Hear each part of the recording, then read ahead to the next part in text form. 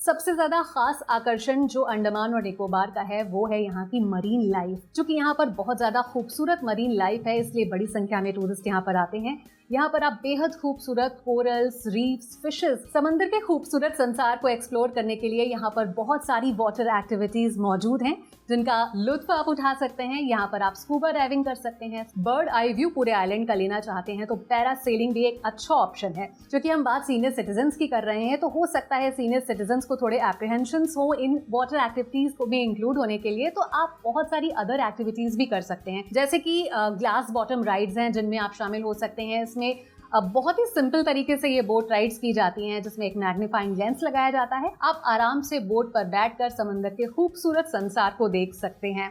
इसके अलावा भी यहाँ पर बहुत सी एक्टिविटीज की जाती हैं। खास बात यह है कि अंडमान और निकोबार आइलैंड में जो वाटर एक्टिविटीज कराई जाती हैं वो पूरी तरीके से ट्रेन्ड प्रोफेशनल्स के द्वारा कराई जाती हैं और दुनिया के ऐसे बहुत से हिस्से हैं जहाँ इतनी खूबसूरती से, इतनी ट्रेनिंग के साथ इन्हें नहीं किया जाता। तो वाटर एक्टिविटीज के लिए इसलिए यहाँ पर बड़ी संख्या में लोग आते हैं। आपको ये करने के पहले पूरी तरीके से प्रोफेशनल ट्रेनिंग दी जाती है ताकि आपको करने के दौरान किसी तरीके की कोई समस्या का सामना ना करना पड़े। इसके लिए कोई ज़रूरी नहीं है कि आपके पास डाइविंग लाइसेंस हो।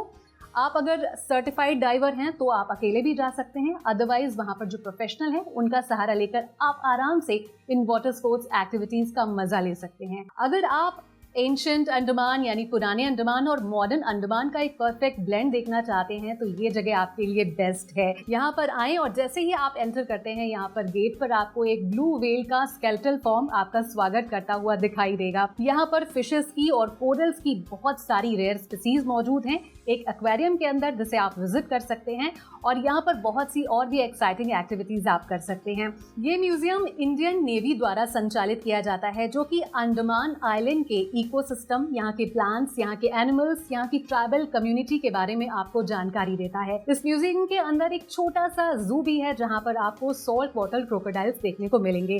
तो इस म्यूजियम में आकर आप क्रोकोडाइल्स देख सकते हैं, यहाँ पे फिशेस और कोरल रीफ्स की रेयर स्पीसीज को देख सकते हैं और ये बहुत ही अमेजिंग एक्सपीरियंस होता है। तो चलिए समुद्रिका नेवल म्यूजियम से हम अपनी सेकेंड लोकेशन की ओर चलते हैं जो कि है रॉस आइलैंड। रॉस आइलैंड एक छोटा सा आइलैंड है जिसे पोर्ट ब्लेयर से आप आसानी से पहुंच सकते हैं।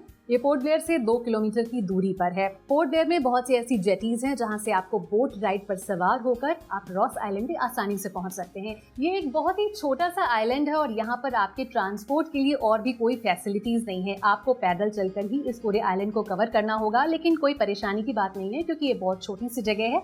अगर आप इतिहास में जाएं तो ब्रिटिश रूल के दौरान ये अंडमान की राजधानी हुआ करता था एक वक्त पर, लेकिन अर्थक्वेक के बाद जब यहाँ पर बिल्डिंग्स कोलैप्स हुई तो उसके बाद अब यहाँ पर पुरानी इमारतों के सिर्फ अवशेष बचे हैं जिनमें आप हॉस्पिटल्स देख सकते हैं, चर्चेस देख सकते हैं। ये अभी भी वहाँ पर मौजूद हैं।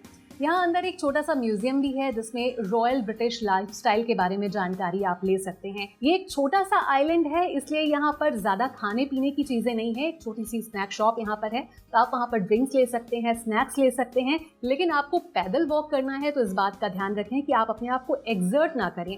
और यहाँ भी एक लाइट एंड साउंड शो का आयोजन किया जाता है। अगर आप उसमें शामिल होना चाहते हैं तो अपने टिकट्स पहले से बुक कर लें और इस शो का आनंद लें।